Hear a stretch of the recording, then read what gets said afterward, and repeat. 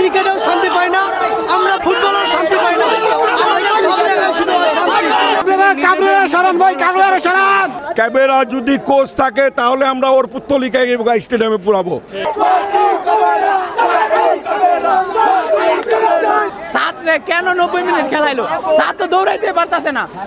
সাত খুবই বাজে ফুটবল খেলছে, ও ফার্স্ট হাফই চেঞ্জ হয়ে যায়, কিন্তু ওরা ফুল টাইম খেলানো হয়েছে। দেখেন জায়ান্টকে যখন ওরা নামাইছে পুরো গেম চেঞ্জ হয়ে গেছে। লাস্টে আসতে আমাদের কষ্ট দেয়। আর সিঙ্গাপুরের ম্যাচ আমরা চাই কাবরেরাকে এই ম্যাচের পর থেকে আর কোচ থাকতে পারবে না।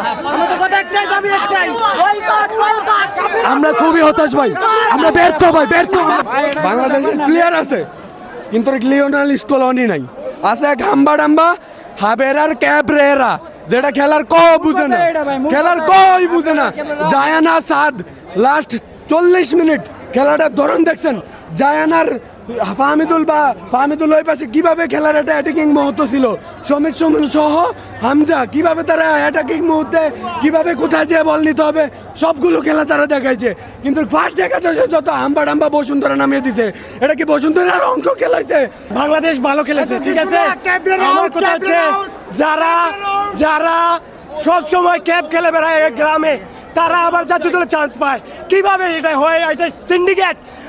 আমি বলতে চাই যে যারা দুনিয়ার সবচেয়ে বড় বড় লিগে খেলে, যারা সবচেয়ে বড় বড় লিগে খেলে, বাইরের দেশে খেলে, তারা সাইড বেঞ্চে বসে থাকে। আর যারা সারা বছর ক্যাপ খেলে বেড়ায়, তারাই আবার দেখা যায় ওই দলের সুযোগ পায়, চান্স পায়। বাংলাদেশের খেলা খুব দুর্দান্ত ছিল, ঠিক আছে। আমরা যে পরিমাণ সাপোর্ট দিতেছি, দর্শক যে পরিমাণ সাপোর্ট দিতেছে, আরও ভালো খেলার কথা অবশ্যই ভবিষ্যতে আরও ভালো কিছু করবে আমরা চাই। তবে কিছু টিম ম্যানেজমেন্ট বা আমাদের যে লাইন আপটার কারণে দেখা গেছে যে আমাদের খেলা কিছু ঘাটতি আছে। এটা বাংলাদেশ টিম না, এটা বসুন্ধরা টিম। এই গুলিস্তানের গার্দিওল আমাদের দরকার নাই। হামদার মতো প্লেয়ার ট্যাকেল করার মতো, হামদার মতো প্লেয়ার হ্যান্ডেল করার মতো কোয়ালিটি কাবরেরার ভিতর নাই।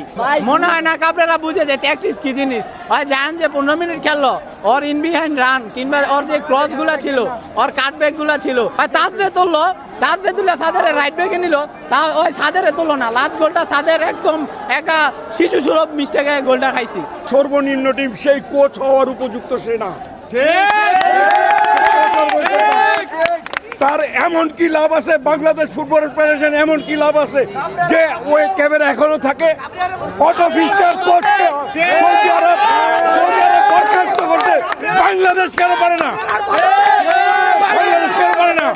ক্যামেরাকে আজকে এই বাংলাদেশের টিমটা বহিষ্কার করা উচিত, ওনাকে আজকে এই বিদায় দেওয়া উচিত। 2 মিনিট কিভাবে ঢাকা, এটাই তো কাবরেরা জানে না। প্রতিটা খেলায় লাস্ট মিনিটে গোল খাচ্ছে।